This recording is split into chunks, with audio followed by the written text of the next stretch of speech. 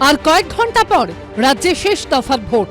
তার আগে পুলিশ পর্যবেক্ষক, জেনারেল অবজারভার, কেন্দ্রীয় বাহিনী, রাজ্য পুলিশ, এনআইএ থেকে শুরু করে সক্রিয় এনফোর্সমেন্ট ডিরেক্টরেটও কোটি কোটি টাকা আর্থিক তছরুপের অভিযোগে 1 এপ্রিল একই সঙ্গে বালিগঞ্জে ব্যবসায়ী বিশ্বজিৎ পোদ্দার ওরফে সোনা পাপ্পুর বাড়ি, বালিগঞ্জে সান এন্টারপ্রাইজের অফিস এবং বেহালায় ওই সংস্থার এমডি জয়েস কামদারের বাড়ি সহ 10 জায়গায় তল্লাশি চালায় ইডি।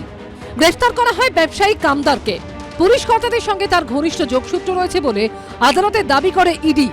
মঙ্গলবার ধৃত ব্যবসায়ীকে ফের আদালতে পেশ করা হয়। ব্যবসায়ী জামিনের বিরোধিতা করে ইডির আইনজীবী দাবি করেন তিনি অত্যন্ত প্রভাবশালী, জামিন পেলে তথ্য প্রমাণ নষ্ট করতে পারেন। কোটি কোটি টাকা নয় ছয়ের প্রমাণ মিলেছে বলে আদালতে জানায় কেন্দ্রীয় এজেন্সি। ইডির আইনজীবী জানান ব্যাংকে একাধিক অ্যাকাউন্ট খুলে প্রচুর টাকা মালয়েশিয়া, দুবাই, ইউকেতে পাঠানো হয়েছে। বেছে বেছে টার্গেট করা হতো কলকাতার প্রবীণ বাসিন্দাদের। তাদের জমি দখল করে থানায় ডেকে হুমকি দেওয়া হতো।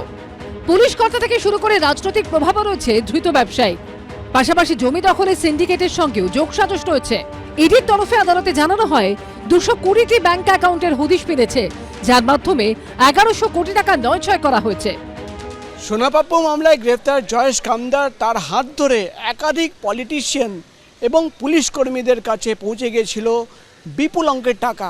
এমনই বিস্ফোরক অভিযোগ আজকে কোর্টে দাঁড়িয়ে ইডির আইনজীবীর তরফে করা হয়।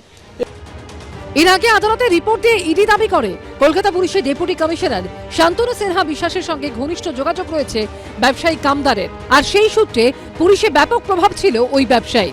1 এপ্রিলের তল্লাশিতে জানা যায় জয়েস কামদার নিয়মিত পুলিশ অফিসারদের উপহার পাঠাতেন।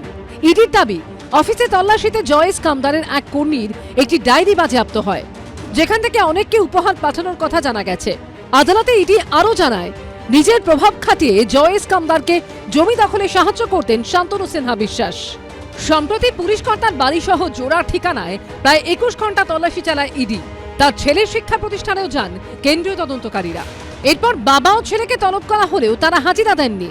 দ্বিতীয় দফার ভোটের আগের দিন মঙ্গলবার ফের তলব করা হয় কলকাতা পুলিশের ডেপুটি কমিশনার শান্তনু সিনহা বিশ্বাসকে। এই দিনও তিনি হাজিরা দেননি। বড় না, এটা তো ঘটনা আপনারাই চর্চায় এনেছেন। টিভিতে রোজ এনাদের দেখা যেত, একজনকে তো খুঁজে পাওয়া যেত না, তিনি আবার লাইভ করতেন ফেসবুকে। তো তাকে যিনি লাইভ করার সুযোগ দিতেন, এফআইআর এর নাম থেকে যাদের নাম বাদ দিয়ে দিতেন, তারা জনতার সেবা করবে বলে শপথ নিয়ে যারা জনতার সঙ্গে দুশ্মনী করেছেন তাদের উত্তর দিতে হবে।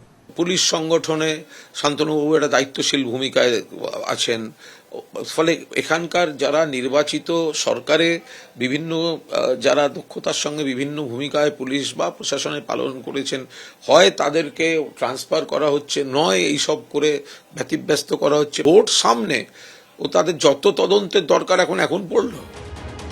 সূত্রের খবর, আইনজীবী মারফত শান্তনু সিনহা বিশ্বাস জানিয়েছেন ভোটের জন্য নিরাপত্তা ব্যবস্থার কাজে ব্যস্ত থাকায় হাজিরা দিতে পারছেন না। প্রকাশ সিনহা, কৃষ্ণেন্দু অধিকারী ও মৈত্র ঠাকুর চক্রবর্তী রিপোর্ট, এবিপি আনন্দ। এবিপি আনন্দ, এগিয়ে থাকে, এগিয়ে রাখে।